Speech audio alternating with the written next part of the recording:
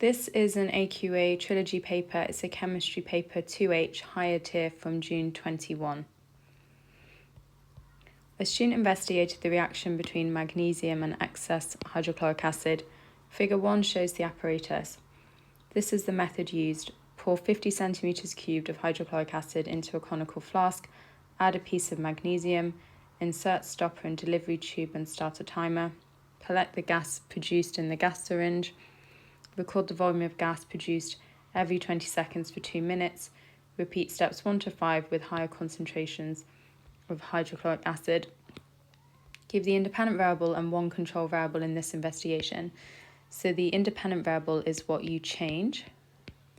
Check the wording of the method. Look, we're using higher concentrations of hydrochloric acid each time, which means our independent variable is the concentration of hydrochloric acid. Give a control variable. So what are we keeping the same throughout? Well, the temperature of the hydrochloric acid, the volume, the length of magnesium, the mass of magnesium, surface area. These are all good options. I'm going to go with temperature.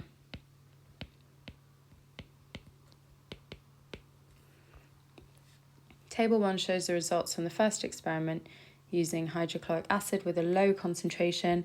Complete figure 2, you should plot the data from table 1. The point 00 has been plotted for you. Draw a line of best fit. So we've already done that one. What about 20 and 48?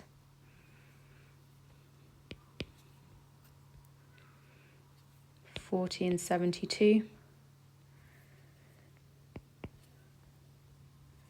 60 and 90,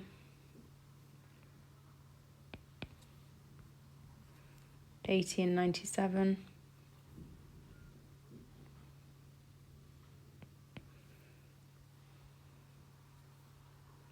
198,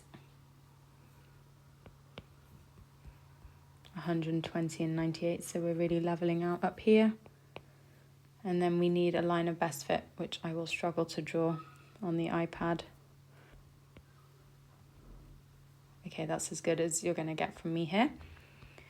How does the rate of this reaction change with time? You can see that graph line, the gradient becomes shallower, which means that the rate decreases with time. The student repeated the experiment using hydrochloric acid with a higher concentration. Which statement is correct? You only want to tick one box.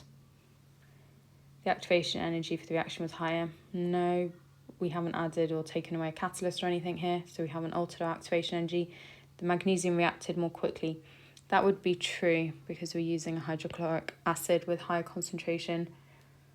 The reaction finished at the same time. No, that wouldn't be true. And neither would the volume of gas collected be smaller. Temperature also affects the rate of the reaction. Explain how increasing the temperature affects the rate of the reaction. You should refer to particles and collision. So first of all, let's make a point about the fact that increasing the temperature increases the rate of reaction.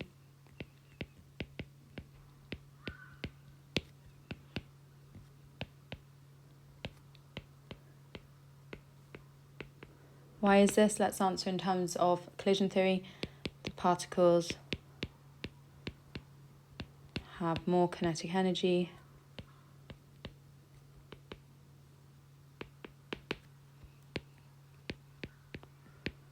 And therefore, there are more frequent successful collisions per unit time.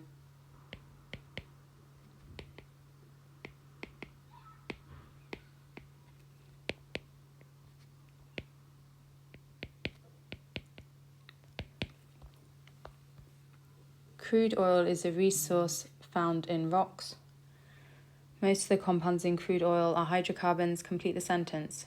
Crude oil is formed by the decomposition of, so many options here, biomass, plankton, microscopic plants, animals. Weirdly, the one that they've chosen is plankton as their first answer they're accepting. Alkanes are hydrocarbons. Give the name of the alkane molecule that has 3 carbon atoms. Use the mnemonic, monkeys eat peanut butter, to help you here. So that's methane, ethane, propane, and butane. So the third one is propane. Figure 3 shows two alkane molecules. We've got methane and hexane here. Table 2 shows the melting and boiling points of methane and hexane. Compare the structure and properties of methane and hexane. So let's start with their structures. Say what's similar and what's different. Okay, first of all, we can see that they're both hydrocarbons and that they both have single bonds, so they're saturated.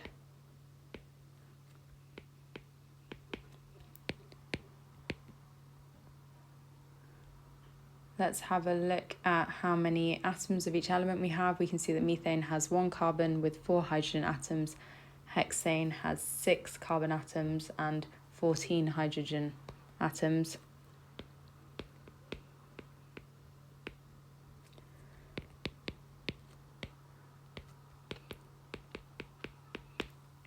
I know it sounds really basic, but you also get marks for saying both have CH bonds.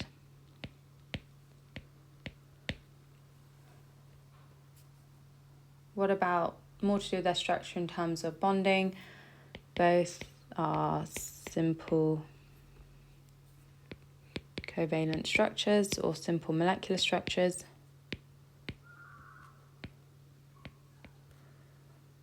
Which means they have weak intermolecular forces. And that accounts for their low melting and boiling points. But if we actually have a look at the exact numbers, we can see that hexane's melting point is much higher than methane's as well as its boiling point. So here's a difference.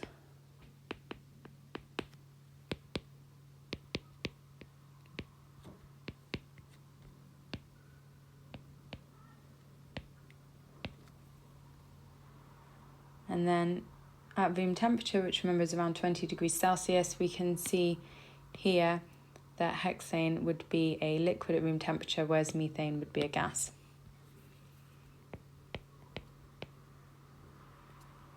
And we've said more than enough there.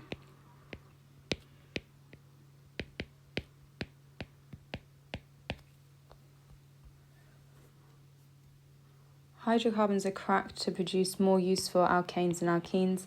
Decane is cracked to produce 2 products. Complete the equation for the reaction.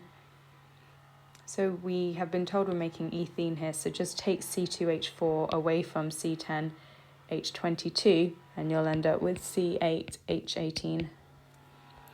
C2H4 is an alkene. What is the test for alkenes? Give the result if you have an alkene. Remember that we have to add bromine water. And the colour change you would expect to see if you have an alkene is it turns from orange to colourless.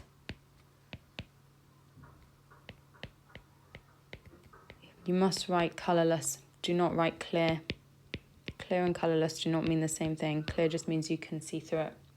Colourless means it has no colour. The methods used to produce potable water, so that's drinking water, depend upon available sources of water, suggest how copper sulfate can be used as a test for the presence of water. So the version of copper sulfate we need is the one that is dry, the anhydrous version, the one that has no water. And then when you add water to it, it turns blue. So use white anhydrous copper sulfate. This is actually the chemical test for water.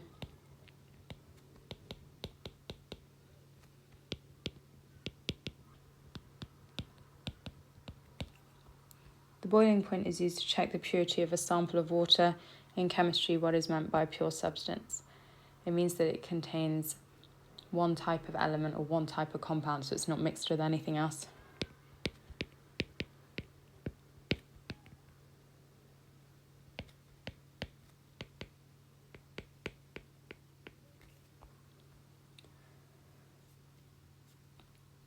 The boiling point of a 250 gram sample of water was 100.6 degrees Celsius. The boiling point of pure water in a data book is 100 degrees.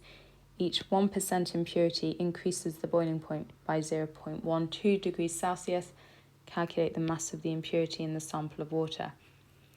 So first of all, we need to look at how much that temperature has been raised due to the impurity.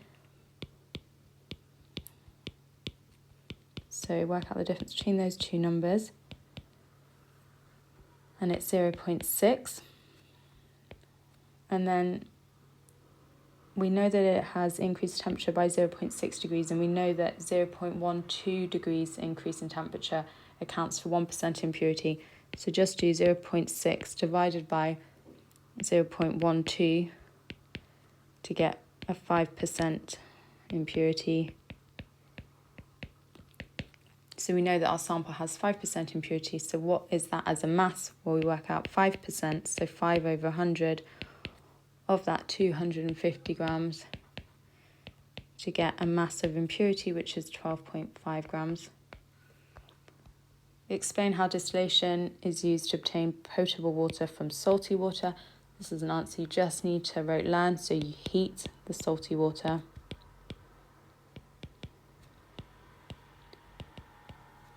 So that the water evaporates.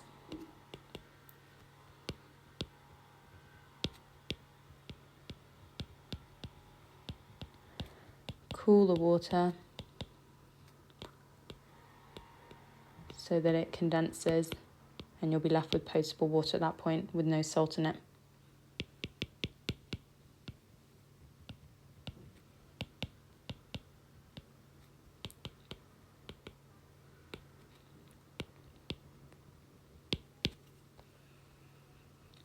Obtaining potable water from salty water is more expensive than obtaining it from groundwater. Explain why. Refer to the processes used in both methods in your answer. So as we've just said, with distillation, you need to boil the salty water, which needs a huge amount of energy to do that, whereas groundwater doesn't have any salt in it. So really you just need to get rid of any of the pathogens. So you need to sterilize it and also get rid of any solids. So you just filter. But these methods are both much cheaper.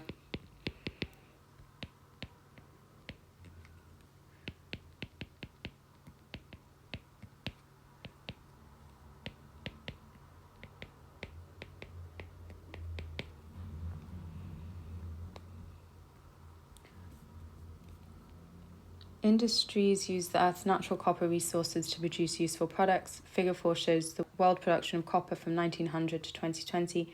Describe the trend shown by the graph. You can see that the production of copper is increasing, and the way they've worded it in the mark scheme is that it's increasing at an increasing rate. Don't really like that answer.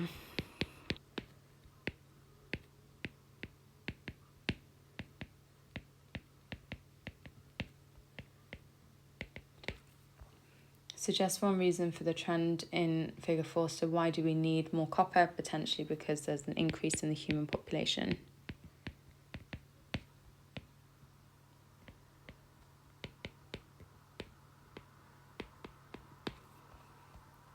Suggest one reason why the trend cannot be used to accurately predict the future world production of copper. Because some of our behaviours are changing as we take more concern for our planet, so we are recycling more and we're finding alternative metals to use.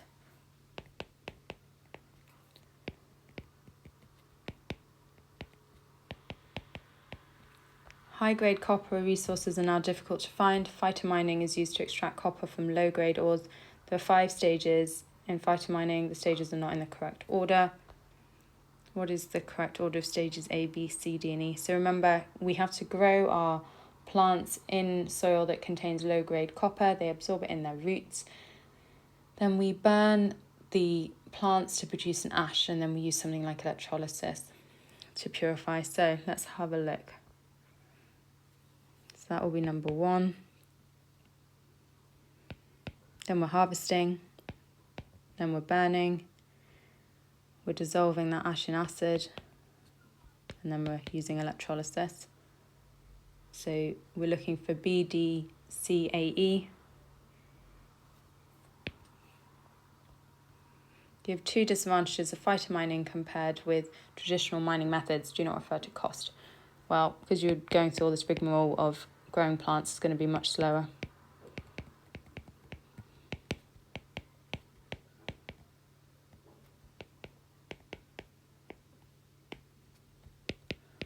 And secondly, you need a large area of land to grow the plants, which could have been used for growing crop plants for feeding people.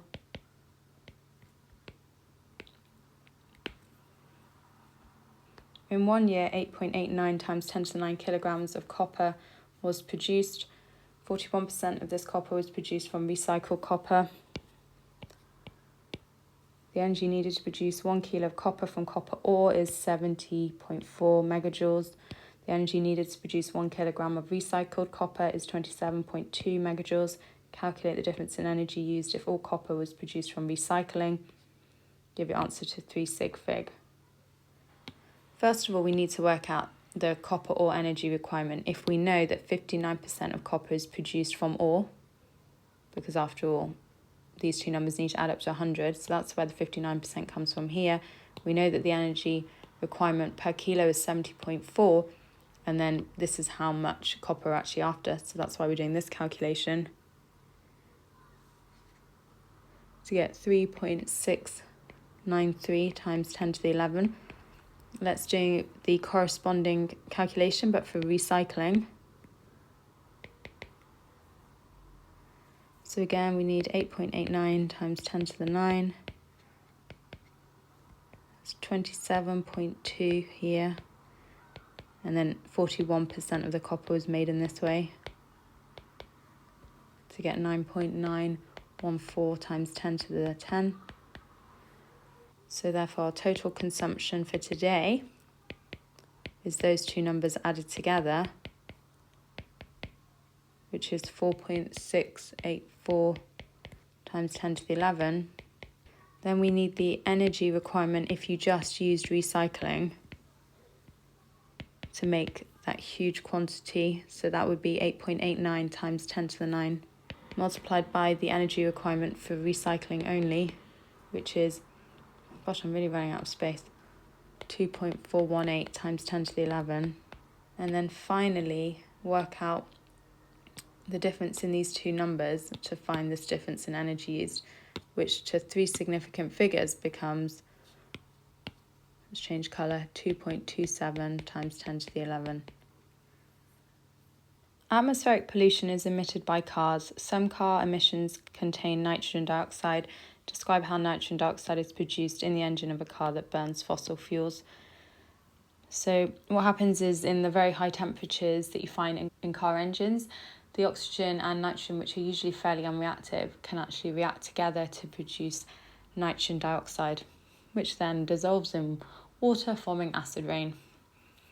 But we don't need that bit of the answer. We just need to say at high temperatures in car engines,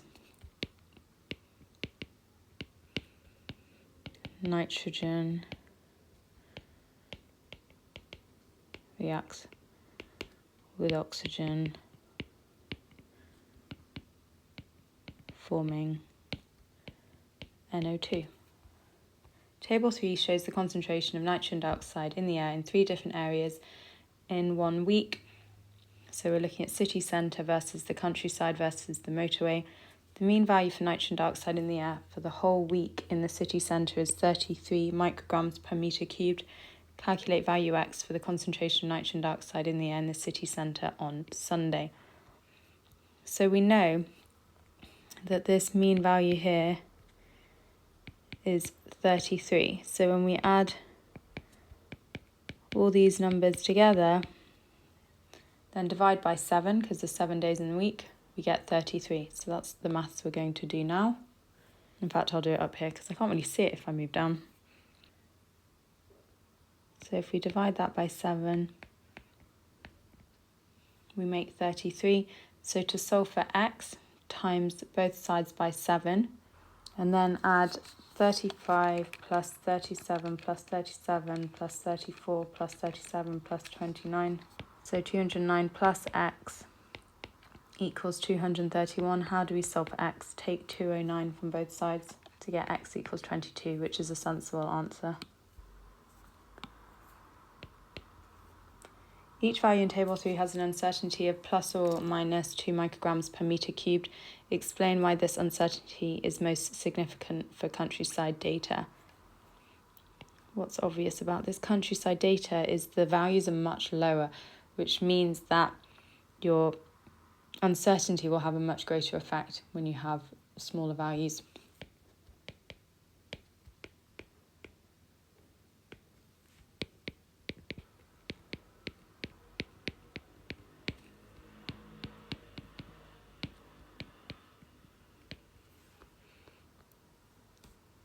Nitrogen dioxide is removed from car emissions by catalytic converters. In a catalytic converter, nitrogen dioxide reacts to produce nitrogen and oxygen, complete the equation, balance it. It's already told us it produces nitrogen and oxygen. Remember, these are diatomic molecules, so you need the 2 here, then make sure it's balanced. So your first issue is that you've got 1 nitrogen on this side, 2 here. So let's start by adding a big 2 there. So your nitrogens are balanced, but what about your oxygens? You've now got 4 oxygens on the left-hand side, only 2 on the right. Let's put a big 2 there. The catalyst in a catalytic converter contains platinum. Platinum is a finite resource. What is meant by a finite resource? It means it's a resource which will run out.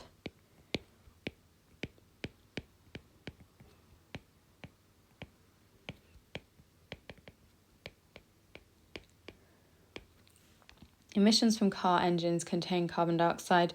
Explain why carbon dioxide emissions during use and operation are not the total carbon footprint for a car. Refer to the stages of the life cycle assessment of a car in your answer. Okay, it's good that they've told us to focus in on the life cycle assessment, because that means how do we get the raw materials, how do we process them, how do we transport them to the factory, and then what do we do with that car once it reaches the end of its life. So we're going to write, why is it not the total carbon footprint for the car? Because carbon dioxide is emitted in extracting and processing the raw materials and in manufacturing and disposing of the car.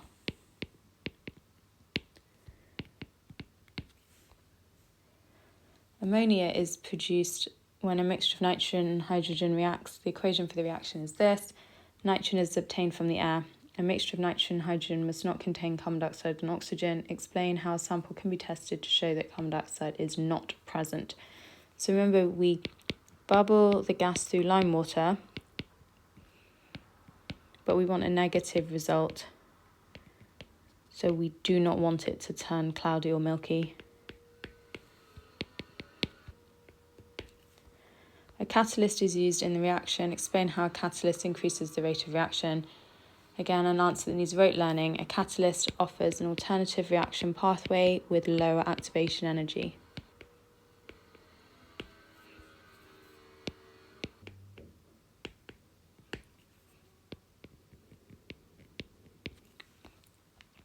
The equation for the reaction to produce ammonia is repeated here. The reaction reaches equilibrium. Explain how an equilibrium is reached. So remember, to reach an equilibrium, we need a closed system. And what that means is neither the reactants or the products are allowed to escape. And therefore, that enables an equilibrium to be reached where the forward and reverse reactions occur at the same rate.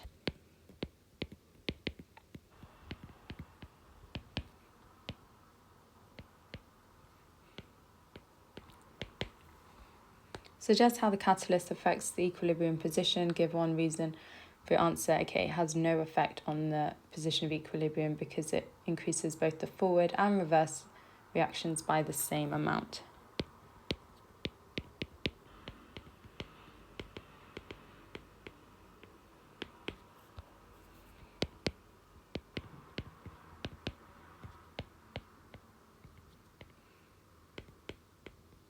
What is the effect of increasing the pressure on the reaction to produce ammonia? So in order to understand this, the reaction condition we've changed is the pressure, we've increased it. You need to count the number of moles of gas on the left and right hand sides. On the left side we have 4 moles. On the right hand side we have 2 moles. So increasing the pressure will therefore favour the right-hand side. The position of equilibrium shifts to the right, increasing the yield of ammonia.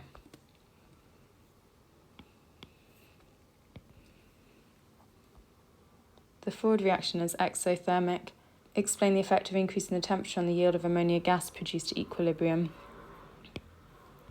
So the forward reaction, we've been told, let's get rid of this so you can see, is exothermic. That means that there is an increase in temperature with that forward reaction. So we've been told that we have changed the reaction conditions to increase the temperature. Remember, the position of equilibrium shifts to oppose that change.